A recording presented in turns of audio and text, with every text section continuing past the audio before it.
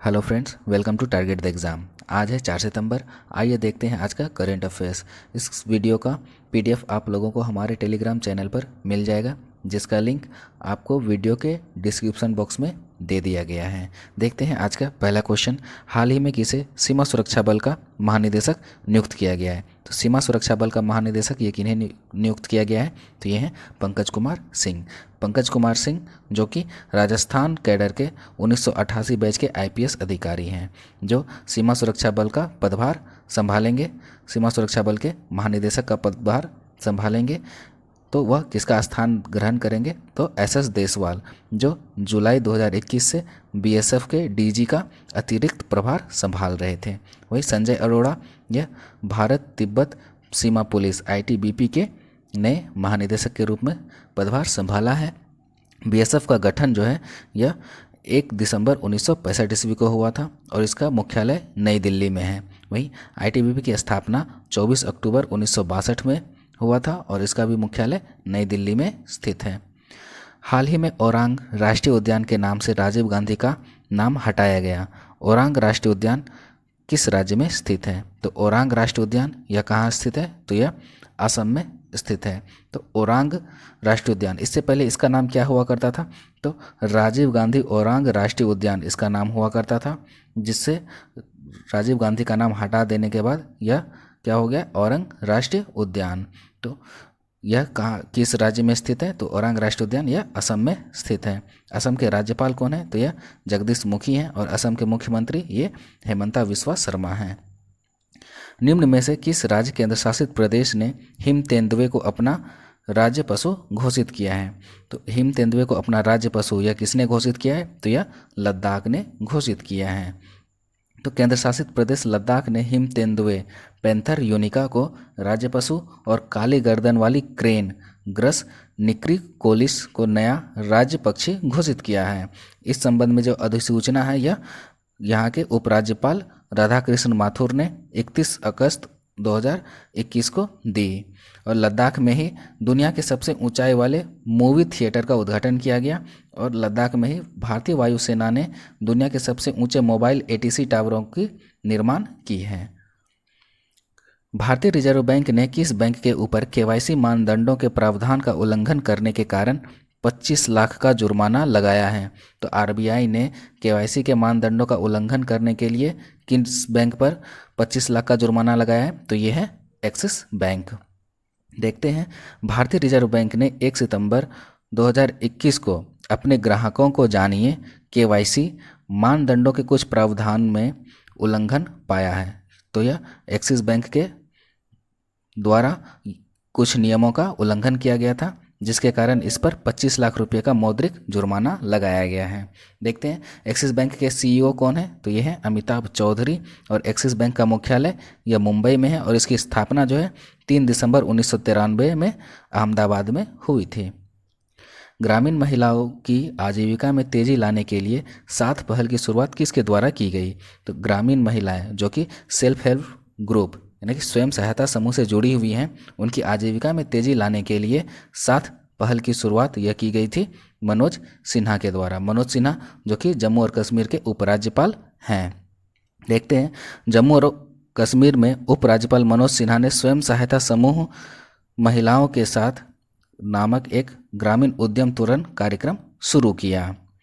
इसका उद्देश्य क्या है? तो 7 का उद्देश्य ग्रामीण महिलाओं की आजीविका में तेजी लाना है, जो सेल्फ हेल्प ग्रुप से जुड़ी है और जो छोटे छोटे काम कर रही हैं, उनके काम में ज़्यादा मुनाफा नहीं होता और मार्केटिंग, पैकेजिंग और ब्रांडिंग के बारे में जानकारी की कमी होती है। तो इन सभी की जानकारी यह 7 पहल के द्वारा उन सभी महिलाओं को दिया जाएगा।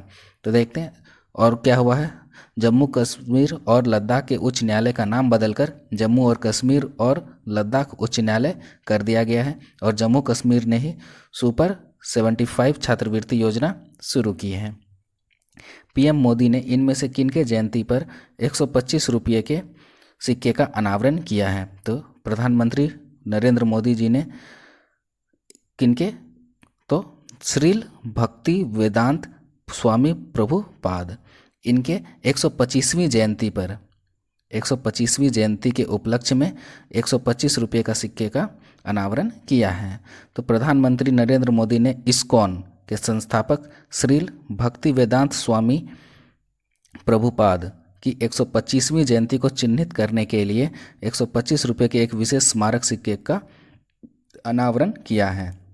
तो प्रभुपाद ने ये इस्कॉन जो है, इसका फुल फॉर्म क्या है, international society for Krishna consciousness की स्थापना की थी, और जिसे आमतौर पर इस्कॉन को आमतौर पर क्या कहा जाता है, हरे कृष्ण आंदोलन, इस नाम से जाना जाता है। और इनका जन्म जो है, श्रील भक्ति वेदांत स्वामी प्रभुपाद का जन्म यह 1 सितंबर 1896 ईस्वी में कलकत्ता में हुआ था, और इनका प्रारंभिक नाम यह अभय चरण डे था। और इस्कॉन की स्थापना जो है यह 13 जुलाई 1966 ईस्वी में न्यूयॉर्क में की गई थी, और इसका मुख्यालय ये मायापुर पश्चिम बंगाल में स्थित है। Bird photographer of the year 2021 से किसे सम्मानित किया गया है? तो bird photographer of the year 2021 से ये सम्मानित किए गए हैं एलेजांड्रो प्रीटो जो कि मेक्सिको के रहने वाले हैं। Mexican photographer Alejandro Prieto bird photographer of the year 2021 के विजेता के रूप में उभरे हैं। इन्होंने किसका फोटो खींचा था, कौन से पक्षी का? तो संयुक्त राज्य अमेरिका और मेक्सिको के बीच कांटेदार तार क्लेड सीमा की दीवार पर घूरते हुए रोड रनर की तस्वीर को कैप्चर करने के लिए जीता है इस अवार्ड को, जो हैरान की तरह दिखता है। और इस छवि को क्या नाम दिया गया है? इस छवि को नाम दिया गया है ब्लॉक्ड, यानी कि अवरुद्ध। Bird photographer of the year में इतनी राशि 5,000 यूरो राशि नगद मिलती है, और इसमें 73 देशों के कुल 22,000 प्रविष्टियों में से इन्हें चुना गया है। न्यूट्री गार्डन की शुरुआत किसके द्वारा की गई? तो न्यूट्री गार्डन की शुरुआत की गई स्मृति ईरानी जो कि केंद्रीय महिला और बाल विकास मंत्री हैं। इन्होंने अखिल भारतीय आयुर्वेद संस्थान में पोषण माह 2021 की शुरुआत को चिन्हित करने के लिए न्यूट्री गार्डन का उद्घाटन किया है, जिसमें सिगुरु जो कि सहजन और आंवले के पौधे भी लगाए हैं। आयुष मंत्रालय के निर्देशन में AIIA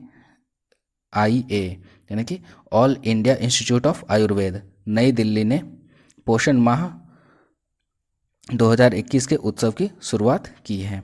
न्यूट्री गार्डन के फायदे क्या हैं? तो यह भोजन और पोषक तत्वों की उपलब्धता को बढ़ाता है और पूरक आय के स्रोत के रूप में कार्य करता है। पैरालंपिक में 2 पदक जीतने वाली प्रथम भारतीय महिला कौन बनी है?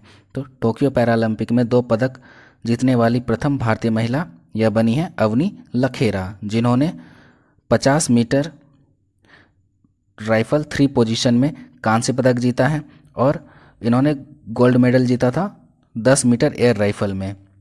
वहीं प्रवीण कुमार ऊंची कूद में पदक जीतने वाले चौथे भारतीय बन गए। इनसे पहले ऊंची कूद में ही किसने? तो निषाद कुमार, मरियप्पन थंगावेलु और शरद कुमार, इन तीनों ने ऊंची कूद में ही पदक जीते हैं। डिफेंस एक्सपो 2022 की मेज़बानी कौन करेगा? तो डिफेंस एक्सपो 2022 की मेज़बानी ये करेगा गुजरात की राजधानी गांधीनगर में डिफेंस एक्सपो 2022 की मेज़बानी की जाएगी। वहीं देखते हैं अगला डिफेंस एक्सपो 2022 में गुजरात में आयोजित किया जाएगा। मुख्यमंत्री विजय रूपानी ने इसकी घोषणा की है। वहीं इस संबंध में रक्षा उत्पादन विभाग और गुजरात सरकार के बीच समझौते ज्ञापन पर हस्ताक्षर किए गए हैं, और यह द्विवार्षिक कार्यक्रम 2 वर्ष में एक बार डिफेंस एक्सपो का आयोजन किया जाता है, जिसमें लगभग 100 देश शामिल होंगे। तो डिफेंस एक्सपो यह कब से कब तक चलना है? तो डिफेंस एक्सपो 2022 अगले साल यानी 2022 में 10 से 13 मार्च तक गांधीनगर में आयोजित किया जाएगा। और इसका उद्देश्य क्या है? तो डिफेंस एक्सपो 2022 का उद्देश्य मेक इन इंडिया में दुनिया के लिए आगे बढ़ना है, और डिफेंस एक्सपो 2022 भारत को डिफेंस मैन्युफैक्चरिंग हब बनाने पर फोकस करेगा। आशा करता हूँ कि आप लोगों को यह वीडियो अच्छा लगा होगा। चैनल को सब्सक्राइब करें और वीडियो को शेयर करें। धन्यवाद।